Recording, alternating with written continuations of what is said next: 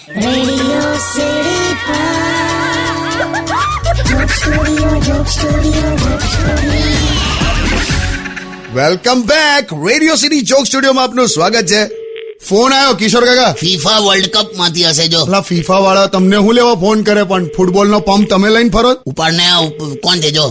Hello hello કિશોર કાકાજી. અલા પિંકેશ નો છે પિંકેશ. 72,366 વાર મેં તમને કીધું પિંકેશ નહીં યાર, પિનાકીન બોલું છું. અમુક ઉંમર પછી પિંકેશ નામ કેવું લાગે? હારું હું થયું બોલ. બસ જો શોપિંગ માટે આવ્યો છું પિંકી સાથે. ક્યાં વાત હાલજો એને ફોન હાલતો. જો છે ને મારી હાથે વાત કરો ને, પણ તમારે ખરું ચાલુ વરસાદમાં કોકની છત્રીમાં ઘૂસી જવું. હારું હું છેલા બોલ.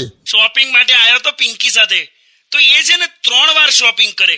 એટલે એ છે ને પહેલી વાર વસ્તુ જોવા આવે, બીજી વાર ખરીદવા આવે અને ત્રીજી વાર એને બદલાવા આવે. પણ આવું તો મોટા ભાગે સ્ત્રીઓ કરતી જ હોય છે. પણ એમાં 3 વાર પાણીપુરી ખાવા તો ઊભું જ રહેવાનું. પણ શોપિંગ નું તો ખરેખર સ્ત્રીઓ પાસેથી શીખવા જેવું છે. આપણે એ લોકો શાકભાજી વાળા પાસેથી મરચાં ધાણા મફતમાં લઈ આવે અને આપણે થેલી ના હો પૈસા ચૂકવીને આવીએ છીએ. હા એ ખરું. તે શું કરે છે અત્યારે? પાણીપુરી ખાઉં છું. રેવા દે, અત્યારે ના ખાઈશ તું. હવે ચોમાસું બેસશે, બહારનું પાણીપુરી ખાવાનું બંધ કરો. પણ આ પિંકીને કોણ સમજાવે યાર?